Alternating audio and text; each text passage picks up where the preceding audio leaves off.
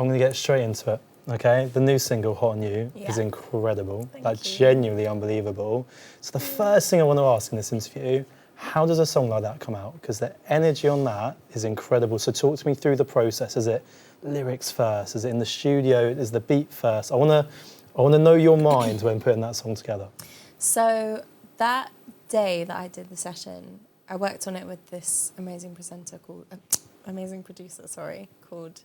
Leventus. Mm-hmm. And I have like a really strong memory of before I went into the session, I was making my breakfast and I was just like humming melodies out. And one of them was the I'm hot on you. And it was a voice, I put it in as a voice note, and then we got into the session. And it was like just after the summer, I'd been in like a really like fizzy kind of like exciting romance that was just, you know, left in the summer. Mm. And then we got in the studio and he obviously had heard like things I'd been making before, which were a bit more like kind of mellow R&B. And he pulled up this beat that he'd made. And I was like, no. I was like, I want to go like Christina Aguilera Dirty, like that old, like that big. That is some assignment to give sound. it. Yeah, I was like, I need like that kind of gritty, dirty sounds. And then he started to kind of develop the beat.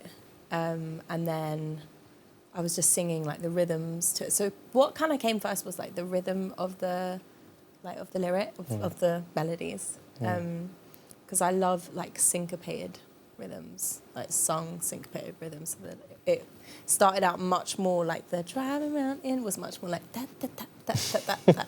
And then we just kind of developed it from there. How long does the song take? Once you've got that initial kind of, you've been humming around the studio here today, so I know you're doing that and recording the notes, but how long does it take from that process to a finished mix and mastered song, would you say? Well, so it took 2 sessions. Okay. So we like wrote it, produced the first kind of draft, and then we sat on it for a while.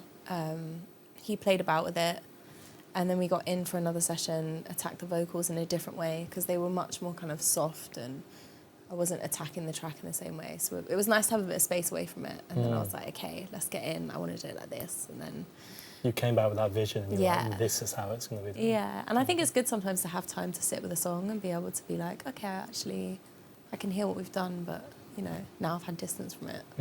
100%. So we're very lucky to have you here today. You've been in America doing your thing, as you normally do, and you're back here now for a little bit. But New York's a special city for you. Yes. I want you to tell kind of the people listening at home, why is it so special? I don't know where this came from, but I just had a real, like, idea that I wanted to go to New York. I went there as a kid a few times on holidays, and I was like, the time that I went later as a teenager, I was like, this is so cool, I want to live here. I was like, I want to be like a Brooklyn babes. And in lockdown I started working with a producer called Ray Angry, who's an amazing keyboard player, and I was like, maybe that could be the way. He's from New York, so I was like, maybe that could be the way that I get there.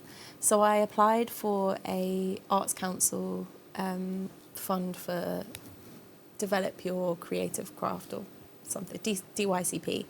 And it's like unheard of to get them in your first in your first application. It's normally like 3rd or 4th. And I got given a grant to go there, which was crazy. And it was just after lockdown, so I was obviously like so excited to be out and just like doing anything.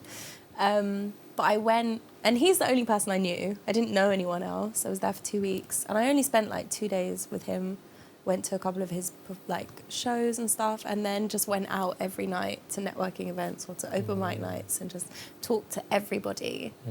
But the city, there's something about New York that it's like a comfort blanket for creatives, and it's just like full of artists and full of creatives. Even people who aren't creatives, they've like, the fashion is, you see people walking down the street and you're like, wow. But for me, you are a true creative in terms of your dance, your music, your lyrics, the way you dress. Is that kind of your place where that's like your spiritual home? You go back, you need it from time to time to just reboost. Yeah, and almost to feel like understood and protected. Like, I think sometimes I feel quite self-conscious dressing in a certain way, or like, you know, having my hair in a certain way, or makeup. Like I feel like, oh, people are staring at me. Whereas in New York, you could walk down the street with like a dustbin on your head and no one would look at you. Like, just like, that's New York. Yeah. I've been once and it was absolutely incredible. And one thing I wish I'd experienced more when I was there was seeing more live performances. You've performed a few times in New York. How does that differ from, let's say, London here in the UK? I mean, the live scene in both cities is, you know, there's a lot going on. There's a lot more things like open mic nights in New York. I've never had that experience of just being able to like rock up to anywhere in the city And just go. and be like, oh, I can get up and sing. Like, oh, it's my time.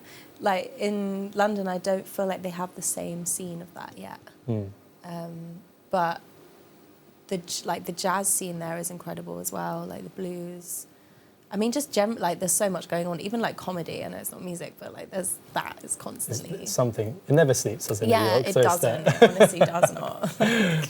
Now, the first time I saw you was in London, Yeah. and it was a mental venue. I don't think I've been to one since like it. Is it the one that was like through? It was like a big tunnel. Yeah. Oh my so god. to explain to the people listening, it's like a big tunnel. They've got about 8 rooms, and every Yeah. room's different. And you're on like a cabaret, like old school theatre stage. Yeah. Keyboard, like grand piano. I remember the red curtains behind yeah. you, and you really bought it that night. And I remember I brought people up from Portsmouth, and they were like, "Who is that? Like, what is going on?" But your music's changed Yeah. a lot since then. Yeah. I want to know what's caused that change and why, when I'm listening, does it sound different to me? Well, so I still feel like it's similar in a way because obviously it's got my writing and stuff behind it and my sound. But I grew up like listening to a huge range of music, and I think then when I was getting into making my own music, I was like not sure of where I wanted to take inspiration from and what kind of artist I wanted to be. And like the sound, I think it's, you know, it's a thing of like testing different sounds and finding what works for you.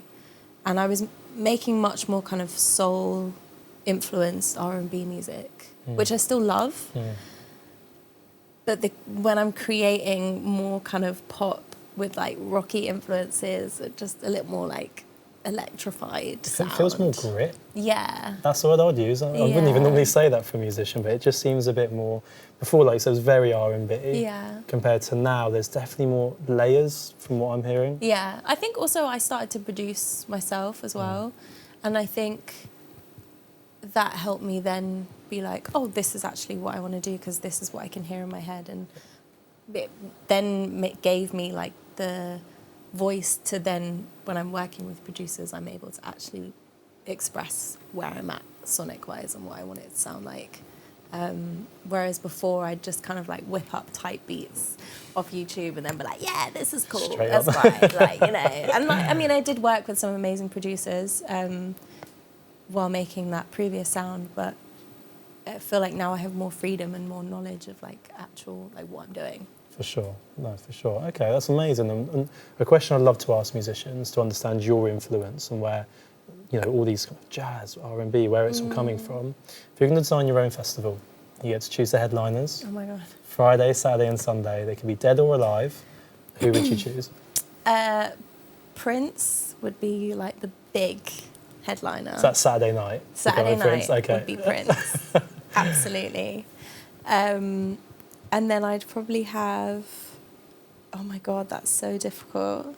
I put you on the spot, haven't I? Yeah. I'm trying to think like who.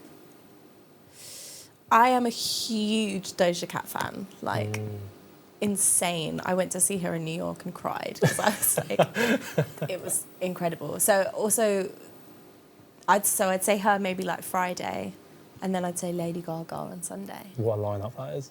That'd be They're some just like the festival. 3 musicians that have like slightly changed my life. So I'd say, So they get the top spots. yeah, yeah. The last thing I want to talk about, obviously, social media. It's a massive part of what a musician does now. For me, the industry hasn't changed too much, but the channels have. You make the best music you can, produce, performance, and these channels go out to the people that are going to be fans and listen to your music. So socials now is really taken a top spot, really, for most musicians. You work with May. Yeah. The brand is very clear now. Since the name change, since the branding, How important is it as an independent artist to take on board social media, get involved with it, interact with a fan base, in your opinion? I think every artist is different. I feel like the importance of social media in a career depends on what that artist wants and how they want to connect to people, or if they do want to connect in that certain way. For me, I'm like very expressive, and I feel like I can be quite a big personality. You're very open on socials, aren't you? Yeah. I'm an open book generally, so I'm like, I think it's good. You know, people hear my music, so...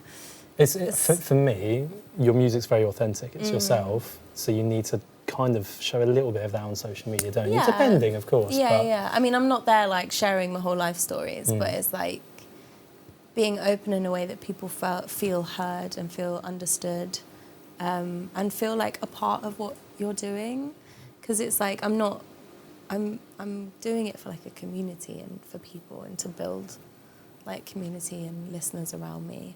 For sure. So, yeah. Amazing. Well, thank you so much for coming to the University of Portsmouth today. We've absolutely loved having you. And we're going to watch some performances now.